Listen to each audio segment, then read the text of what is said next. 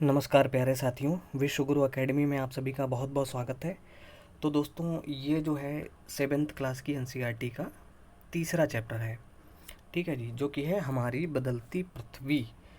तो बदलती पृथ्वी के बारे में आज इसमें जानेंगे। बहुत इंपॉर्टेंट टॉपिक्स हैं इसमें भी, तो बहुत ध्यान से देखिएगा, पूरा अच्छे से समझ समझ के आगे बढ़ेंगे। ठीक है।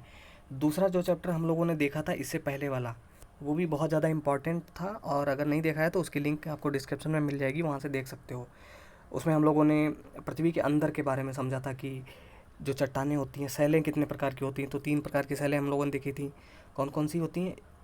एक तो आग्नेय सैल, और अवसादी सेल, और कायांतरित सेल, ये देखा था। और पृथ्वी की 3 जो परतें हैं, पर्पटी, मेंटल और क्रोड के बारे में जाना था। तो वो सब चीज़ें जो है हम लोगों ने इससे पिछले वाले चैप्टर में देखी थी। तो देखिए, एक चीज़ बता दें आपको, अगर भूगोल आपको बहुत अच्छी तरीके से सीखना है, ज्योग्राफी को, तो एनसीईआरटी से अच्छा सोर्स कोई नहीं हो सकता। मैं अपना बता रहा हूँ, मैं साइंस का स्टूडेंट रहा हूँ, मैथ्स फिजिक्स का, और मुझे ज्योग्राफी नहीं आती थी। तो मैंने 6 से लेकर 12 तक की पूरी एनसीईआरटी कम से कम 4-5 बार पढ़ी है। ठीक है, तब और सारे कॉन्सेप्ट आपके क्लियर होते रहेंगे जब आप 6 क्लास की एनसीईआरटी से शुरू करोगे पढ़ना। ठीक है, तो कहीं भी कोई प्रॉब्लम नहीं होगी, क्योंकि देखो, दूसरी अगर हम आपको किताबें बताते हैं, जैसे महेश वर्णवाल की है, माजिद हुसैन है, बहुत सारी किताबें हैं, खुल्लर की किताब है एक ही बुक में, लेकिन उसमें बहुत सारी चीज़ें हैं जो आपको समझ में नहीं आएंगी। जो शुरुआत की जो क्लासेज हैं, जैसे 6 क्लास में समझाया गया, अब सब कुछ तो नहीं एक ही किताब में समझाया जा सकता है, इसलिए एनसीईआरटी आप पढ़ लो। तो जो छोटे छोटे शब्द होते हैं कि अवसाद का मतलब क्या होता है, निक्षेपण का मतलब क्या होता है, ठीक है, तो शब्दों के मतलब भी हम समझते हुए आगे बढ़ते हैं एनसीईआरटी में, इसलिए चीज़ें क्लियर होती जाती हैं। तो एनसीईआरटी ज़रूर आप पढ़ें, अगर ज्योग्राफी आपको तैयार करनी है अच्छी तरीके से तो। चलिए शुरू करते हैं। तो ये चैप्टर है हमारी बदलती पृथ्वी। और आगे बढ़ने से पहले बता दें कि फ़ोन को आप लैंडस्केप मोड में कर लीजिए, और 480 इसकी क्वालिटी 480 तक पर कर लीजिए, ताकि आपको स्पष्ट दिखाई दे। हालांकि मैं जूम कर लूँगा, किसी आप में से किसी ने शिकायत की थी कि स्पष्ट नहीं दिखाई देता, जूम कर लिया करिए। तो चलिए ठीक है, जूम करके दिखाएंगे सारी चीज़ें। और ईयरफोन लगा लीजिए, बहुत ज़्यादा तेज़ नहीं बोल सकते। तो स्थल मंडल अनेक प्लेटों में विभाजित है। तो स्थल मंडल क्या होता है, हम लोगों ने 6 क्लास में ही समझ लिया था। स्थल मंडल जो है वो अनेक प्लेटों में विभाजित है, जिसे स्थल मंडलीय प्लेट कहते हैं। आपको यह जानकर आश्चर्य होगा कि ये प्लेट हमेशा धीमी गति से चारों तरफ घूमती रहती है, प्रत्येक वर्ष कुछ मिलीमीटर के लगभग। तो जो पृथ्वी के अंदर जो प्लेट्स होती हैं, स्थल मंडलीय प्लेट, जैसे भूपर्पटी के बारे में हम लोगों ने सोचा था, तो उसके नीचे जो प्लेट्स हैं, कुछ मिलीमीटर के लगभग प्रत्येक वर्ष, यानी एक साल में कुछ मिलीमीटर वो जो है घूमती रहती हैं पृथ्वी के चारों तरफ। पृथ्वी के अंदर पिघले हुए मैग्मा में होने वाली गति के कारण ऐसा होता है। तो ऐसा होता क्यों है, क्यों घूमती रहती हैं? क्योंकि पृथ्वी के भीतर जो मैग्मा है उसमें गति होती है, इसलिए ऐसा होता है। पृथ्वी के अंदर पिघला हुआ मैग्मा एक वृत्तीय रूप में घूमता है, जैसा कि क्रियाकलाप में दिखाया गया है। तो क्रियाकलाप को जरा समझ लेते हैं। यहाँ पर दिया गया है क्रियाकलाप। एक रंगीन कागज़ की एक छोटी सी गोली लीजिए, ठीक है, ले ली, और इसे जल के आधे भरे बीकर में रख दीजिए। रख दिया। बीकर को तिपाई पर रखकर गर्म करें। तिपाई का मतलब होता है 3 पहिए वाला स्टैंड, ठीक है, उस पर रखकर गर्म करें। गर्म होने पर आप देखेंगे कि गर्म जल की परतों के साथ कागज़ की गोली भी ऊपर उठती है, और ठंडे पानी की परतों के साथ यह गोली नीचे बैठती है। पृथ्वी के अंदर स्थित पिघला हुआ मैग्मा भी इसी प्रकार गति करता है। तो इसका मतलब यहाँ पर यह समझाने की कोशिश की जा रही है कि जब आप किसी बीकर में, किसी बर्तन में आप कागज़ की गोली डालेंगे शुरुआत में, तो वो कागज़ में भीग जाएगी, तो वो बैठ जाएगी तली में जाकर। लेकिन जब आप गर्म करेंगे, बॉईल करेंगे पानी को, तो क्या होगा कि जैसे जैसे पानी गर्म होता रहेगा, थोड़ा सा गर्म होगा तो थोड़ी सी गोली ऊपर उठेगी, और गर्म होगा तो और ऊपर उठेगी गोली। ठीक है, तो उसकी परतें जैसे जैसे गर्म होती रहेंगी, वैसे वैसे वो ऊपर उठती रहेगी। उसके बाद क्या होगा कि जैसे जैसे पानी ठंडा होने लगेगा, वो गोली जो है फिर नीचे बैठने लगेगी। तो वैसे ही यहाँ पे दिखाया गया है, बताया गया। ओके, तो आगे बढ़ते हैं। प्लेट की इस गति के कारण पृथ्वी की सतह पर परिवर्तन होता है। पृथ्वी की गति को उन बलों के आधार पर विभाजित किया गया है जिनके कारण ये गतियाँ उत्पन्न होती हैं। जो बल पृथ्वी के आंतरिक भाग में घटित होते हैं उन्हें अंतर्जनित बल या एंडोजेनिक फोर्स कहते हैं। तो इसको आप नोट कर सकते हो कि एंडोजेनिक फोर्स या अंतर्जनित बल किसे, अब देखो यही शब्द हो गया अंतर्जनित बल, यहाँ पर इसकी परिभाषा दी गई है। लेकिन जब आप हायर क्लास की जो 11-12 की आप ज्योग्राफी की एनसीईआरटी पढ़ोगे तो वहाँ पर अंतर्जनित बल की परिभाषा नहीं लिखी होगी। ठीक है, यहाँ पे लिखी हुई है तो आप नोट कर सकते हो अगर समझनी है तो। जो बल पृथ्वी के आंतरिक भाग में घटित होते हैं उन्हें अंतर्जनित बल कहते हैं या एंडोजेनिक फोर्स कहते हैं, एवं जो बल पृथ्वी की सतह पर उत्पन्न होते हैं उन्हें बहिर्जनिक या एक्सोजेनिक फोर्स कहते हैं। ठीक है, तो ये आप नोट कर सकते हो। अंतर्जनित बल यानी जो पृथ्वी के अंदर का जो बल है, अंतर्जनित बल कभी आकस्मिक गति उत्पन्न करते हैं तो कभी धीमी गति। भूकंप एवं ज्वालामुखी जैसी आकस्मिक गति के कारण पृथ्वी की सतह पर अत्यधिक हानि होती है। तो भूकंप हैं और ज्वालामुखी हैं, ये सब ज्वालामुखी जो विस्फोट होता है, उद्गार निकलते हैं उससे, ये किस बल के कारण होते हैं? अंतर्जनित, यानी पृथ्वी के अंदर जो बल लगता है, जो घटित होता है, उसके कारण आता है। तो कभी एग्जाम में आपसे पूछा जाए कि भूकंप किस बल के कारण आता है, तो अंतर्जनित बल के कारण। ठीक है जी, आगे बढ़ते हैं। अब पृथ्वी की गतियाँ, तो पृथ्वी की गतियाँ दिखा दी गई हैं कि जो पृथ्वी के अंदर जो बल लगता है उसको घटित होता है उसको अंतर्जनित बल कहते हैं, बाहर जो घटित होता है उसको बहिर्जनित बल कहते हैं। अभी इनके बारे में बहुत डिटेल में हम लोग आगे की एनसीईआरटी में पढ़ेंगे, बस अभी आप डेफिनेशन समझ लो। ठीक है, तो अंतर्जनित बल क्या होता है? एक आकस्मिक बल भी हो सकता है या पटल विरूपण बल भी हो सकता है। तो आकस्मिक बल यानी एकदम से कोई बल लगने वाला, जैसे भूकंप आ गया, ज्वालामुखी विस्फोट हो गया या भूस्खलन हो गया, तो ये अंतर्जनित बल का एक उदाहरण है। पटल विरूपण बल, पर्वत निर्माणकारी बल, यानी जो पर्वत बनने की प्रक्रिया है वो भी अंतर्जनित बल के ही कारण है। जैसे कि हमारा जो हिमालय पर्वत है, कभी वहाँ पर टेथिस सागर था। आगे की जब एनसीईआरटी पढ़ेंगे हम लोग तब समझेंगे कि वहाँ पर टेथिस सागर था और कैसे जो है उसमें बल लगने के कारण वो पर्वत का रूप बन गया, जो प्लेटें हैं उनके टकराने से। ठीक है, ये सब पढ़ेंगे हम लोग। और बहिर्जनित बल के उदाहरण जैसे अपर्दन हो गया, यानी कटाव हो गया जैसे कोई चीज़, और निक्षेपण है। तो इसके क्या उदाहरण है? जैसे नदी का बहता हुआ जल है, पवन है, समुद्री तरंग है, हिमनद है। तो जो पृथ्वी के बाहर जो बल लगते हैं बहिर्जनित बल, उसके कारण। अब है स्थलीय प्लेट। तो स्थलीय प्लेट क्या है? भूपर्पटी में। अब भूपर्पटी के बारे में हम लोगों ने पिछले चैप्टर में देखा था कि जो महाद्वीपीय सन्नति में 35 किलोमीटर नीचे तक है और महासागरीय सन्नति में 5 किलोमीटर नीचे तक मोटाई तक जो है जो परत है उसको भूपर्पटी कहते हैं। ये हम लोगों ने पिछले चैप्टर में देखा था। तो भूपर्पटी में अनेक बड़ी एवं कुछ छोटी कठोर असमान आकार की प्लेटें होती हैं जिन पर महाद्वीप एवं महासागर की सतहें टिकी हैं। तो उनको क्या कहते हैं? स्थलमंडलीय प्लेट कहते हैं। वीडियो पास करके आप नोट भी कर सकते हो इसको। ठीक है, आगे बढ़ते हैं। अब यहाँ लिखा है शब्दों की उत्पत्ति। अब ऐसे देखो, अभी हम लोगों ने देखा कि इंडोजेनिक और एक्सोजेनिक यानी अंतर्जनित और बाह्यजनित। तो इंडो का मतलब होता है अंतः और एक्सो का मतलब होता है बाह्य, जनिक का मतलब होता है उत्पत्ति। यानी इंडोजेनिक का मतलब क्या हो गया? अंतर्जनित। अब एक्सो मतलब होता है बाह्य, तो एक्सोजेनिक का मतलब क्या हो गया? बहिर्जनित बल। ठीक है, तो ऐसे शब्दों की उत्पत्ति के बारे में बताया गया यहाँ पर। अब है ज्वालामुखी। ज्वालामुखी भूपर्पटी पर खुला एक ऐसा छिद्र होता है जिससे पिघले हुए पदार्थ अचानक निकलते हैं। ठीक है, अब देखो ये एक ज्वालामुखी का चित्र दिया गया है जिसमें कि यहाँ पर परपट्टी के बारे में ये लिखा हुआ है कि ये परपट्टी है, पृथ्वी की जो ऊपरी परत है, उसके नीचे मेंटल है, और यहीं से और ये मैग्मा कोस्ट के बारे में लिखा हुआ है। ये मैग्मा कोस्ट है जहाँ मैग्मा भरा हुआ है और ये गर्म होकर ऊपर आता है। और ऊपर और जो सबसे उच्चतम बिंदु होता है उसको क्या बोलते हैं? क्रेटर।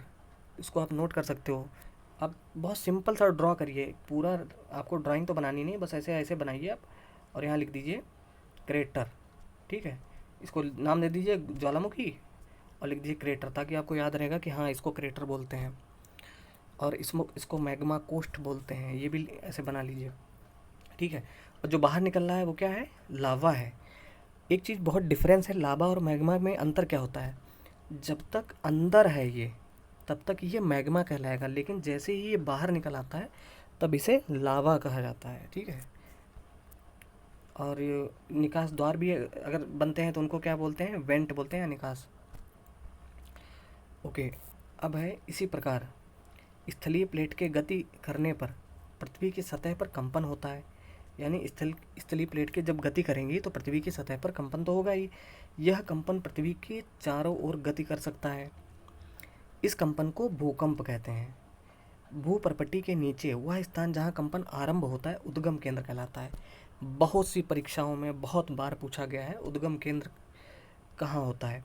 तो इसको नोट कर लीजिए, भूपर्पट्टी के नीचे वह स्थान जहाँ कंपन आरंभ होता है उद्गम केंद्र कहलाता है। अब ऐसे समझ लीजिए, मान लो ये पृथ्वी है, पृथ्वी के अंदर मान लो 10 किलोमीटर नीचे यहाँ पर कोई हलचल हुई, ठीक है, जिसके कारण भूकंप उत्पन्न हुआ, तो इस बिंदु को कहा जाएगा उद्गम केंद्र। उद्गम केंद्र के भू सतह पर उसके निकटतम स्थान को अधिकेंद्र कहते हैं। और जैसे इसी चित्र में समझ लो, ऐसे समझिए, जैसे मान लो ये पृथ्वी है और पृथ्वी के भीतर 10-15 किलोमीटर नीचे यहाँ पर भूकंप उत्पन्न हुआ, तो इसको क्या कहा जाएगा, उद्गम केंद्र कहा जाएगा, जो कि यहाँ लिखा हुआ है। और अधिकेंद्र क्या होगा, पृथ्वी की सतह पर जो सबसे निकटतम बिंदु होगा, ये वाला बिंदु होगा, ये वाला, ठीक है, उसको कहा जाएगा अधिकेंद्र। समझ गए डिफरेंस, इन दोनों को नोट कर सकते हो आप यहाँ पे। तो भूपर्पट्टी के नीचे वह स्थान जहाँ कंपन आरंभ होता है उद्गम केंद्र कहलाता है, और उद्गम केंद्र के भू सतह पर उसके निकटतम स्थान को अधिकेंद्र कहते हैं। धरती के अंदर तो उद्गम केंद्र है, लेकिन पृथ्वी की सतह पर वो सबसे निकटतम कहाँ पर, उसको देख सकते हैं कहाँ से है वो सबसे निकट, उस बिंदु को कहते हैं अधिकेंद्र। अधिकेंद्र से कंपन बाहर की ओर तरंगों के रूप में गमन करती है, यानी चारों ओर फैलती है तरंगें। अधिकेंद्र के निकटतम भाग में सर्वाधिक हानि होती है, यानी जहाँ पर उसका उद्गम केंद्र है और तो उसका निकटतम केंद्र अधिकेंद्र होगा, तो वहाँ पर जो शहर होगा, वहाँ पर जो कुछ भी होगा, सबसे ज़्यादा हानि वहाँ पर होगी। ठीक है, ठीक है। एवं अधिकेंद्र से दूरी बढ़ने के साथ भूकंप की तीव्रता धीरे धीरे कम होती जाती है, क्योंकि समुद्री तरंगें होती हैं, तो उनकी जो है तीव्रता कम होती जाती है। अब ये उसी प्रकार से समझ लीजिए, जैसे आप किसी तालाब में आप पत्थर फेंकें बीचों बीच में, जहाँ पर पत्थर गिरेगा वहाँ पर खूब बड़ी सी मोटी सी लहर निकलेगी, और जैसे जैसे वो लहरें दूर जाएंगी तो वैसे वैसे वो शांत होती चली जाएंगी। तो ऐसे ही भूकंप की तरंगें होती है, उनका भी यही होता है। ये क्रियाकलाप दिया गया है कि एक बर्तन लें, उसे जल में भरकर ढक्कन से बंद कर दें तथा जल गर्म करने के लिए रख दें। अब कुछ मटर, चम्मच और मोती ढक्कन के ऊपर रख दें। आप क्या देखते हैं, जैसे ही जल में उबाल आता है, ढक्कन भी हिलने लगता है। जो वस्तुएं अपने ढक्कन के ऊपर रखी हैं उनमें कंपन होने लगता है, दाने नीचे जाते हैं और चम्मच के कंपन से ध्वनि उत्पन्न होती है। इसी भांति जब भूकंप आते हैं तो पृथ्वी में कंपन उत्पन्न होने लगता है। तो ये तो आपको पता ही होगा कि भूकंप आते हैं तो कंपन तो होता ही है। अब यहाँ पे लिखा हुआ है, देखिए ऐसे समझिए, इस चित्र को बहुत ध्यान से देखिए, एक भूकंप की उत्पत्ति के बारे में ये चित्र है, बहुत बढ़िया। तो उद्गम केंद्र क्या होता है, इसको नोट कर लीजिए, वह स्थान जहाँ भूकंप उत्पन्न होता है वह भूकंपी ऊर्जा का उद्गम केंद्र कहलाता है। वह स्थान जहाँ भूकंप उत्पन्न होता है, अब ऐसे समझ लीजिए, ये मान लो कोई प्लेट है जो यहाँ पे बनी है। अब पृथ्वी के भीतर ये देखो, ये पृथ्वी की सतह है, ये तो पृथ्वी की सतह है ऊपर की। अब इस सतह के नीचे अंदर कुछ किलोमीटर ये है उद्गम केंद्र, ठीक है। और उद्गम केंद्र के निकटतम स्थान, जो पृथ्वी पर सबसे निकट स्थान होगा, उसको क्या बोला जाएगा, अधिकेंद्र। तो इसको क्या बोला गया, अधिकेंद्र। ये देखो लिखा हुआ है अधिकेंद्र। तो जो पृथ्वी पर जो सबसे निकटतम स्थान होता है, उद्गम केंद्र के सबसे निकटतम स्थान होता है पृथ्वी के सतह पर, उसको कहते हैं अधिकेंद्र, ठीक है। और यहीं इसी अधिकेंद्र से चारों तरफ जो तरंगें हैं वो फैलती हैं पृथ्वी पर, ठीक है। और जैसे जैसे दूरी बढ़ती जाती है उनका असर कम होता चला जाता है। ये प्लेट सीमा के बारे में लिखा हुआ है, भूकंपी तरंगें सभी दिशाओं में बाहर की ओर निकलती हैं, ठीक है जी। चलिए, अब यहाँ एक चीज़ दी गई है कि आप जानते हैं भूकंपी तरंगें कितने प्रकार की होती हैं, 3 प्रकार की होती हैं। तो अभी 7th क्लास में तो पढ़ने की ज़रूरत है नहीं, आगे की जब हम NCERT पढ़ेंगे तो बहुत अच्छी तरीके से समझेंगे कि पी तरंगे अर्थात, या इन्हें अनुदैर्ध्य तरंगे भी कहते हैं, एस तरंगे अथवा अनुप्रस्थ तरंगे, एल तरंगे अथवा पृष्ठीय तरंगे। तो 3 प्रकार की भूकंपी तरंगें होती हैं, और इनको हम लोग आगे के चैप्टर्स में देखेंगे। बस अभी आप इतना जान लो कि भूकंपी तरंगें 3 प्रकार की होती हैं। पी तरंगे मतलब पी, एस और एल तरंगें होती हैं, ठीक है। इनके बारे में आगे, यद्यपि भूकंप की भविष्यवाणी संभव नहीं है, लेकिन यदि हम पहले से तैयार हों तो इसके प्रभाव को निश्चित रूप से कम किया जा सकता है। स्थानीय लोग कुछ सामान्य तरीकों से भूकंप की संभावना का अनुमान लगाते हैं, जैसे जानवरों के व्यवहार का अध्ययन, तालाब में मछलियों की उत्तेजना, सांपों का धरातल पर आना, क्योंकि ये बहुत सेंसिटिव होते हैं।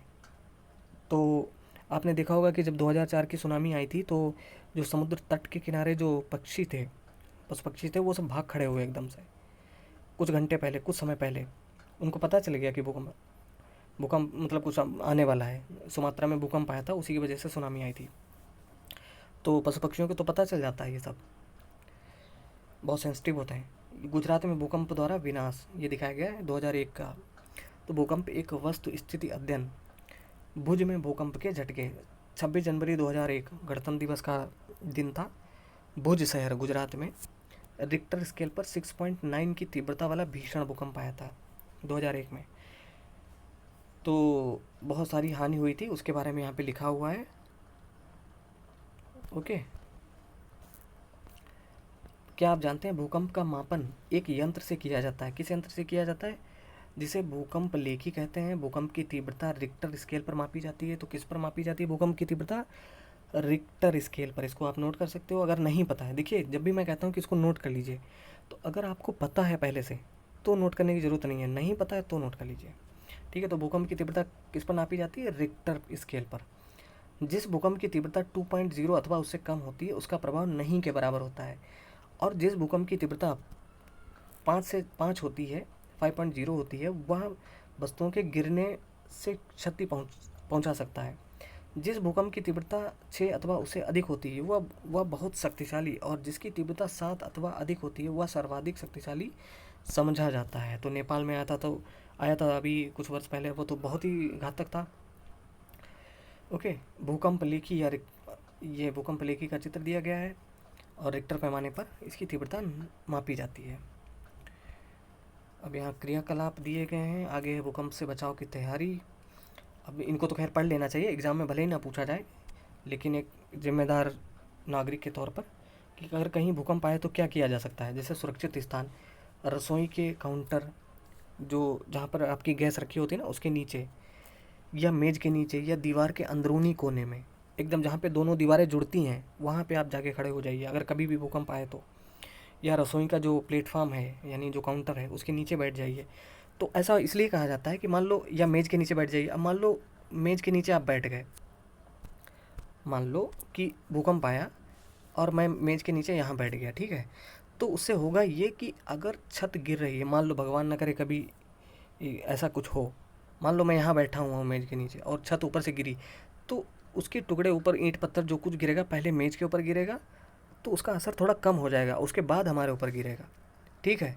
तो कम से कम जान तो बचेगी। इसलिए कहा जाता है कि जब कभी भी भूकंप आए, और अगर बाहर भागने का मौका नहीं, जो लोग ग्राउंड फ्लोर पे मान लीजिए आप रह रहे हैं, घर है नीचे, तब तो निकल के बाहर एकदम खुले में आ सकते हैं। लेकिन अगर कहीं मान लो ऊपर है, कहीं चौथी मंजिल पे हैं आप, कहीं ऐसी जगह फंसे हैं अपने फ्लैट में, तो क्या कर सकते हैं आप? कहीं मत जाइए, सबसे पहले देखिए कि कहाँ से छिप सकते हैं, या आप सिर को अपने हाथों से आप ढक सकते हैं। कोई जैसे तकिया हो गई, जैसे कुछ सिर पे रख के मेज़ वगैरह के नीचे आप बैठ सकते हैं। और किन चीज़ों से दूर रहना चाहिए? आग वाले स्थान, इनसे दूर रहना चाहिए। चिमनी के आसपास तथा टूट सकने वाली खिड़कियां, दर्पण एवं तस्वीर फ्रेम से दूर रहना चाहिए। बिजली के तारों से दूर रहना चाहिए। और गैस वगैरह इसीलिए कहते हैं बंद रखनी चाहिए हमेशा, क्योंकि जैसे मान लो भूकंप आया कहीं पर भी, तो क्या होगा, बिल्डिंग गिरी तो स्पार्किंग होगी, बिजली की जो घर में वायरिंग है उसमें स्पार्किंग होगी, और गैस खुली हुई है आपकी, तो उसकी तो पाइप वगैरह सब अलग हो जाएगी। तो इसलिए कहते हैं कि भूकंप गैस वगैरह बंद करके रखनी चाहिए। ये सब चीज़ें जान, ये सब भी शिक्षा है, ये बतानी ज़रूरी है बात, ठीक है। तो पहले से तैयार रहें, अपने दोस्तों में पारिवारिक सदस्यों के बीच जागरूकता फैलाएं एवं आपदा का सामना विश्वास से करें, ठीक है जी। चलिए आगे बढ़ते हैं। मुख्य स्थलाकृतियाँ अपक्षय एवं अपर्दन नामक 2 प्रक्रमों द्वारा दृश्य भूमि लगातार विघटित होती रहती है। किसके द्वारा? अपक्षय एवं अपर्दन के द्वारा। पृथ्वी की सतह पर सैलों के टूटने से अपक्षय की क्रिया होती है। तो अपक्षय की क्रिया, अपक्षय आप हेडिंग डाल लो और लिख सकते हो कि पृथ्वी की सतह पर सैलों यानी जो चट्टानें होती हैं ना, उनके टूटने से अपक्षय की क्रिया होती है, यानी ठीक है। भूदृश्य पर जल, पवन एवं हिम जैसे विभिन्न घटकों के द्वारा होने वाले क्षय को अपर्दन कहते हैं। तो अपर्दन किसे कहते हैं? भूदृश्य पर जल, पवन एवं हिम जैसे विभिन्न घटकों के द्वारा होने वाले क्षय को अपर्दन कहते हैं। जल के द्वारा कैसे होता है? मान लो जैसे बाढ़ आती कहीं से, तो कहीं कटाव होने लगता है, तो क्या होती है, मिट्टी जो कट के वो चली जाती है, ये भी एक प्रकार का अपर्दन है। या पवन बहुत तेज़ से चल रही तो धूल उड़ा ले जाती है अपने साथ में, ये भी एक अपर्दन है। ठीक है। और वायु जल आदि अपर्दित पदार्थ को एक स्थान से दूसरे स्थान पर ले जाते हैं और फलस्वरूप एक स्थान पर निक्षेपित कर देते हैं, यानी उसको डाल देते हैं। निक्षेपण का मतलब होता है कहीं जाकर भर देना उस जगह को। ठीक है, यहाँ से ले आए और यहाँ पर निक्षेपित कर दिया। मान लो ये गड्ढा है, आप मिट्टी ले आके यहाँ पे निक्षेपित कर दी। ठीक है, नदी इसीलिए कहते हैं ना, नदी अपने साथ बाढ़ में बहुत सारी रेत और बालू वो सब लाती है और निक्षेपित करके चली जाती है, तो कुछ उपजाऊ तत्व तो भी नदी के साथ में चले आते हैं, तो उसके निक्षेपण से फसल वगैरह अच्छी होती है अगर बाढ़ के बाद कहीं पर होती है तो। ठीक है, तो निक्षेपण का मतलब आप समझ गए होंगे। तो अपर्दन एवं निक्षेपण, यानी अपर्दन यानी कटाव, मोटे शब्द तौर पे समझ लीजिए आप। निक्षेपण यानी उसको भर देना। ये प्रक्रम पृथ्वी के धरातल पर विभिन्न स्थलाकृतियों का निर्माण करते हैं। तो निर्माण तो करेंगे ही। अपर्दन है, कटाव हो गया तो एक नई आकृति बन के तैयार हो गई। निक्षेपण हो गया तो कोई चीज़ खाली थी उसको भर गई वहाँ पर। ठीक है, तो विभिन्न स्थलाकृतियों का निर्माण करते हैं। अब नदी के कार्य क्या हैं, इसको बाद में देखते हैं, पहले यहाँ देखते हैं क्या आप जानते हैं। विश्व में हजारों छोटे छोटे जलप्रपात हैं, यानी झरने हैं। सबसे ऊंचा जलप्रपात दक्षिण अमेरिका के वेनेजुएला का एंजल जलप्रपात है। तो इसको नोट कर लीजिए कि सबसे ऊंचा जलप्रपात दक्षिणी अमेरिका मतलब दक्षिणी अमेरिका महाद्वीप का नाम है। ठीक है, उत्तरी अमेरिका दक्षिणी अमेरिका महाद्वीप है ना, जैसे हमारा एशिया महाद्वीप है। तो दक्षिणी अमेरिका महाद्वीप के वेनेजुएला देश में एंजल जलप्रपात है, जो कि विश्व का सबसे ऊंचा जलप्रपात है। अन्य जलप्रपात उत्तरी अमेरिका महाद्वीप में, कनाडा में तथा संयुक्त राज्य अमेरिका यानी यूएसए की सीमा पर स्थित, मतलब यूएसए और कनाडा की सीमा पर स्थित है नियाग्रा जलप्रपात। और अफ्रीका में जाम्बिया एवं जिम्बाब्वे की सीमा पर स्थित विक्टोरिया जलप्रपात। ठीक है, तो ये कुछ जलप्रपात हैं। नियाग्रा जलप्रपात जो कि यूएसए और कनाडा की बॉर्डर पर है, उसका एक चित्र दिया गया है यहाँ पर। चलिए अब नदी के कार्य देखते हैं। नदी के जल से दृश्य भूमि, दृश्य यानी जो आपको दिख रही है भूमि, यही दृश्य भूमि का अपर्दन होता है। नदी के जल से दृश्य भूमि का अपर्दन होता है, यानी कटाव होता है। जब नदी किसी खड़े ढाल वाले स्थान से अत्यधिक कठोर शैल या खड़े ढाल वाली घाटी में गिरती है तो यह जलप्रपात बनाती है। क्यों? तो वहाँ पर अपर्दन उतना संभव हो नहीं पाता है, तो जब यानी अत्यधिक कठोर शैल, चट्टान बहुत कठोर है तो कटाव तो होगा नहीं, तो क्या सीधे वहाँ से गिरेगी। अच्छा देखिए, जैसे कि ये बस एक दर्शाया गया है, इतना खूबसूरत कहीं आपको दिखेगा नहीं कि ऐसे एकदम सब दिखे हैं आपको। ये बस चित्र के द्वारा समझाया गया है कि नदी आती है तो जलप्रपात ऐसे गिरती है किसी ऊंची पहाड़ी से, तो उसको जलप्रपात कहते हैं। और ये सब कठोर शैलें हैं। कठोर शैलें जल की शक्ति द्वारा काटे हुए मृदु शैल। ठीक है, अब जल गिरता है तो हल्का हल्का तो मतलब घर्षण तो होता ही है उससे, तो उसी से ये बने हुए हैं। ठीक है, आगे है, जब नदी मैदानी क्षेत्र में प्रवेश करती है, यानी पहाड़ से उतर के जब मैदानी इलाकों में आती है, क्षेत्र में प्रवेश करती है, तो वह मोड़दार मार्ग पर बहने लगती है। मतलब पहाड़ से होती हुई आती है और मैदान में आ गई तो क्या हुआ, जहाँ उसको रास्ता मिलता है वैसे करके ऐसे करके निकल जाती है, यानी मोड़दार मार्ग पर। तो नदी के इन्हीं बड़े मोड़ों को विसर्प कहते हैं। इसको आप नोट कर लीजिए, विसर्प किसे कहते हैं, कि जब नदी मैदानी क्षेत्र में प्रवेश करती है तो वह मोड़दार मार्ग पर बहने लगती है। नदी के इन्हीं बड़े मोड़ों को विसर्प कहते हैं। सर्प तो आप जानते ही हो, सर्प ऐसे होता है, तो विसर्प यानी जो बहुत बड़ा अगर कोई मोड़ है तो उसको विसर्प कहेंगे, बहुत सारे।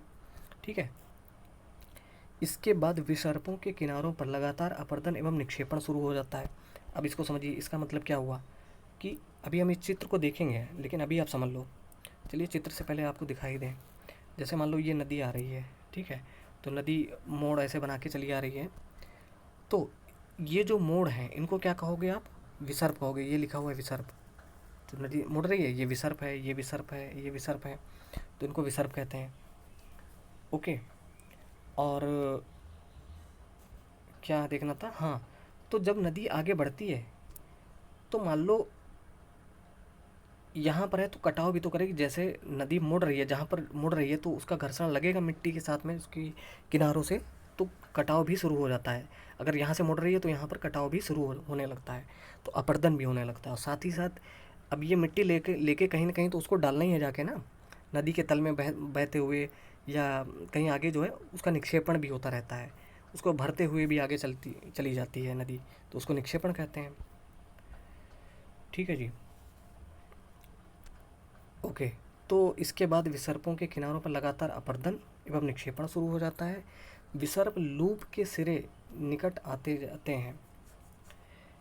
समय के साथ विसर्प लूप नदी से कट जाते हैं।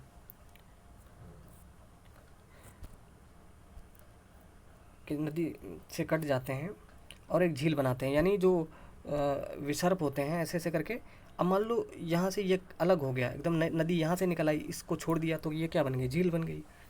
तो ऐसी झील जो बनती है उसे क्या कहते हैं, चाप झील कहते हैं। जैसे मान लो कभी नदी यहाँ से ऐसे गुजरी और फिर इधर से जाना उसने बंद कर दिया, यहाँ से जा रही नदी और ये चीज़ छोड़ दी, तो ये क्या बन गई, चाप झील। झील के रूप में बन गई, इसको इसी को कह दिया चाप झील। ठीक है। कभी कभी नदी अपने तटों से बाहर बहने लगती है, फलस्वरूप निकटवर्ती क्षेत्रों में बाढ़ आ जाती है। बाढ़ के कारण नदी के तटों के निकटवर्ती क्षेत्रों में महीन मिट्टी एवं अन्य पदार्थों का निक्षेपण करती है। ऐसी मिट्टी एवं पदार्थों को अवसाद कहते हैं। तो अवसाद किसको कहते हैं, कि बाढ़ के कारण नदी के तटों के निकटवर्ती क्षेत्रों में महीन मिट्टी एवं अन्य पदार्थों का निक्षेपण करती है। ठीक है, कौन, नदी। तो ऐसी मिट्टी एवं पदार्थों को क्या कहते हैं, अवसाद कहते हैं। इससे समतल उपजाऊ बाढ़कृत मैदान का निर्माण होता है, यानी एक बराबर उपजाऊ मैदान बन जाता है, बाढ़कृत मैदान। नदी के उत्थित तटों को तटबंध कहते हैं। समुद्र तट तक पहुँचते पहुँचते नदी का प्रवाह धीमा हो जाता है तथा नदी अनेक धाराओं में विभाजित हो जाती है, जिनको वितरिका कहते हैं। तो नदी, मुख्य नदी तो ऐसे आई थी, अब लेकिन वो समुद्र तक पहुँचते पहुँचते बहुत सारे उसमें विभाजित हो गई है धाराओं में। तो उन धाराओं को क्या कहेंगे, वितरिका। जैसे एक वितरिका क्या है, ये वितरिका है, ये वितरिकाएँ हैं नदी की, मतलब वितरण हो गया उनमें, उसकी धाराओं में, उसी को कहते हैं वितरिका। तो इसको आप नोट कर सकते हो यहाँ से कि समुद्र तट तक पहुँचते पहुँचते नदी का प्रवाह धीमा हो जाता है तथा नदी अनेक धाराओं में विभाजित हो जाती है, जिनको वितरिका कहा जाता है। ठीक है। यहाँ नदी इतनी धीमे हो जाती है कि अपने साथ लाए मलबे का निक्षेपण करने लगती है। यानी जो कुछ भी काट के अपरदन करके जो नदी ले आई है, तो वो सब कुछ समुद्र के मुहाने पर पहुँचती है तो इतने धीमे स्पीड हो जाती है कि जो कुछ भी लाए वो वहाँ से निक्षेपण करने लगती है। प्रत्येक वितरिका अपने मुहाने का निर्माण करती है। सभी मुहानों के अवसादों के संग्रह से डेल्टा का निर्माण होता है। और जो कुछ भी वो मिट्टी है और जो कुछ भी लाई है, तो उसी से क्या होता है, डेल्टा का निर्माण होता है। ये देखो डेल्टा का ही चित्र दिया गया है, ये जो आप ब्राउन कलर का देख रहे हो। अब देखो ऐसे समझिए आप, ये डेल्टा तो आप जानते ही हैं, ऐसा होता है डेल्टा, ये डेल्टा है। ठीक है, तो एकदम से तो ऐसा बनेगा नहीं, लेकिन नदी आई है और ऐसे करके जो है डेल्टा की तरह ही बना रही है। ठीक है, क्यों, क्योंकि बहुत सारे वहाँ पर उसने अवसाद को जो है निक्षेपित कर दिया है, तो डेल्टा का निर्माण होता है। अब है समुद्री तरंग के कार्य। तो समुद्री तरंग के कार्य देखते हैं और फिर ये चित्र देखेंगे। तो समुद्री तरंग के अपरदन एवं निक्षेपण तटीय स्थलाकृतियाँ बनाते हैं। समुद्री तरंगें लगातार सैलों से टकराती रहती हैं, जिससे दरार विकसित होती है। समय के साथ ये बड़ी और चौड़ी होती जाती हैं। इनको समुद्री गुफा कहते हैं। यानी जो दरारें होती हैं, समुद्री तरंगें हैं, वो चट्टानों से टकराती रहती हैं और ये दरारें बढ़ती रहती हैं, तो उसको क्या होती हैं, वो समुद्री गुफा कहलाती हैं उसको। इन गुफाओं के बड़े हो जाने पर इनमें केवल छत ही बचती है, जिसे तटीय मेहराब कहते हैं। तो मतलब ये धीरे धीरे ये इनका आकार इतना बड़ा हो जाता है कि खाली ऊपर ही बचती है छत, तो उसको क्या बोलते हैं, तटीय मेहराब बोलते हैं, जैसे कि यहाँ पे दिया गया है। लगातार अपरदन छत को भी तोड़ देता है और केवल दीवारें बचती हैं, तो दीवार जैसी इन आकृतियों को स्टैक कहते हैं। यानी छत भी तोड़ डाली, अगर छत भी टूट गई तब क्या बचा, बस यही बचा जिसको स्टैक कहते हैं। तो ये स्टैक यहाँ पे दिखाई दे रहा है, छत तो टूट गई, यानी यहाँ पे जो छत थी बीच की ये टूट गई, तो स्टैक बचा, उसको स्टैक कहते हैं। समुद्री जल के ऊपर लगभग ऊर्ध्वाधर उठे हुए ऊंचे शैलीय तटों को समुद्र भृगु कहते हैं। समुद्री तरंगें किनारों पर अवसाद जमा कर समुद्री पुलिन का निर्माण करती हैं। ठीक है, अब है हिमनद के कार्य। हिमनद यानी ग्लेशियर। तो ये ग्लेशियर का बड़ा ही खूबसूरत चित्र दिया गया है। बर्फ़ से ढके हैं हिमालय पर्वत, और जहाँ से नदियाँ निकलती हैं तो ग्लेशियर से ही निकलती हैं। हिमनद यानी ग्लेशियर। इंग्लिश में आप ग्लेशियर कहते हो, हिंदी में हिमनद कहते हो। तो हिमनद अथवा हिमानी बर्फ़ की नदियाँ होती हैं। इसे हिमानी भी कहते हैं। तो ये क्या होती हैं? बर्फ़ की नदियाँ होती हैं, हिमनद। अच्छा, हिमनद का मतलब देखिए, हिम का मतलब हुआ बर्फ़ और नद यानी नदी। तो बर्फ़ की नदी यानी हिमानी। हिमानी क्या होती हैं? बर्फ़ की नदियाँ होती हैं। तो हिमनद अपने नीचे की कठोर चट्टानों से गोलाश्मी मिट्टी और पत्थरों को अपर्दित कर देती हैं, यानी उनको काट देती हैं, और गोलाश्मी मिट्टी एवं पत्थरों से भूदृश्य का अपर्दन करती हैं। हिमनद गहरे गर्तों का निर्माण करते हैं। पर्वतीय क्षेत्र में बर्फ़ पिघलने से उन गर्तों में जल भर जाता है और वे सुंदर झील बन जाते हैं। हिमनद के द्वारा लाए गए पदार्थ जैसे छोटे बड़े सैल, रेत एवं तलछट मिट्टी निक्षेपित होते हैं। ये निक्षेप हिमोड़ का निर्माण करते हैं। ओके, अब है पवन के कार्य। पवन यानी वायु। ये देखो, रेगिस्तान का एक चित्र दिया गया है। ऊँट यहाँ पे जा रहे हैं, बालू टिब्बे बने हुए हैं। क्या आपने कभी रेगिस्तान देखा है? बालू टिब्बे के कुछ चित्र एकत्र करने का प्रयास कीजिए। रेगिस्तान में पवन अपर्दन एवं निक्षेपण का प्रमुख कारण है। तो रेगिस्तान में अपर्दन और निक्षेपण का प्रमुख कारण क्या है? पवन यानी वायु है। वो क्या करती है? यहाँ से ये टीला इतना ऊंचा लगा हुआ है, कभी आंधी आएगी तो इस टीले को, हवा चलेगी तो इस टीले को उड़ा के कहीं दूसरी जगह इकट्ठी हो जाएगी जाके, ये धूल, ये बालू। तो क्या हुआ? यहाँ से अपर्दन हो गया और दूसरी जगह निक्षेपण कर दिया। समझ गए हो? तो रेगिस्तान में जो अपर्दन और निक्षेपण का प्रमुख कारक को क्या है? पवन है।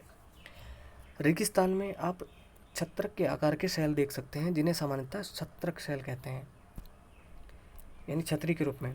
पवन शैल के ऊपरी भाग की अपेक्षा निचले भाग को आसानी से काटती है, इसलिए ऐसी शैल के आधार संकीर्ण एवं शीर्ष विस्तृत होते हैं। पवन चलने पर यह अपने साथ रेत को एक स्थान से दूसरे स्थान पर पहुंचाती है। जब पवन का बहाव रुकता है तो यह रेत गिरकर छोटी पहाड़ी बनाती है। इनको बालू टिब्बा कहते हैं। जब बालू कण महीन एवं हल्के होते हैं तो वायु उनको उठाकर अत्यधिक दूर ले जाती है। जब ये बालू कण विस्तृत क्षेत्र में निक्षेपित हो जाते हैं तो इसे लोएस कहते हैं। चीन में विशाल लोएस निक्षेप पाए जाते हैं। ठीक है दोस्तों, तो उम्मीद है कि इसमें बहुत सारी इंपॉर्टेंट चीज़ें हम लोगों ने देखी हैं। अब यहाँ कुछ क्वेश्चन दिए हैं, बड़ी आसानी से आप कर सकते हो। हालांकि एक ही बार पढ़ा, एक बार पढ़ने से कोई क्वेश्चन कभी सॉल्व कोई कर ही नहीं सकता। एक बार में तो सिर्फ थोड़ा सा समझ में आता है कि हाँ क्या था इसका मतलब, कहना क्या चाह रहे हैं। ठीक है, तो एक बार में तो किसी को समझ में नहीं आता है। अगर आपको आ गया तो बहुत बड़ी बात है। तो प्लेटें क्यों घूमती हैं? क्योंकि मैग्मा जो गति करता है, इसलिए प्लेटें घूमती हैं। बहिर्जनिक एवं अंतर्जनित बल क्या होते हैं? तो जो बल पृथ्वी के अंतर घटित होते हैं उनको अंतर्जनित बल कहते हैं, जो बाहर घटित होते हैं उनको बहिर्जनित बल कहते हैं। अब जैसे अंतर्जनित बल का उदाहरण जैसे क्या है? भूकंप है। ठीक है, बहिर्जनित बल का उदाहरण क्या दे सकते हो? जैसे अपर्दन है। और ओके, अपर्दन क्या है? अपर्दन जो है, अपर्दन का उदाहरण जैसे कि नदी है, वो कटाव करती है तो उससे जो है अपर्दन, मतलब ये अपर्दन का एक उदाहरण है। बाढ़कृत मैदान का निर्माण कैसे होता है? बाढ़कृत मैदान, अभी हमने देखा कि नदियाँ जो है जब अपनी सतह से ऊपर बढ़ने लगती हैं तो इससे बाढ़ आ जाती है। तो नदी जो अपने साथ में निक्षेप जो लाती है उपजाऊ मिट्टी वगैरह, तो उसका निक्षेपित कर देती है, उससे बाढ़कृत मैदान का निर्माण होता है। बालू टिब्बा क्या है? ये सब आप जो है हम लोग पढ़ ही चुके हैं। चाप झील क्या है? कि विसर्प जब बनते हैं और उस विसर्प को अगर छोड़ के चली गई नदी, मान लो ऐसे इसको छोड़ के चली गई और इसका रास्ता फिर से ये बना लिया, तो जो बच गई वो उसको कहते हैं चाप झील। ठीक है, तो ये सब दोस्तों आप लोग कर सकते हो इसको। और कैसा रहा ये चैप्टर आप हमें बताइए, और जल्दी अगले वीडियो में मिलते हैं। तब तक के लिए नमस्कार।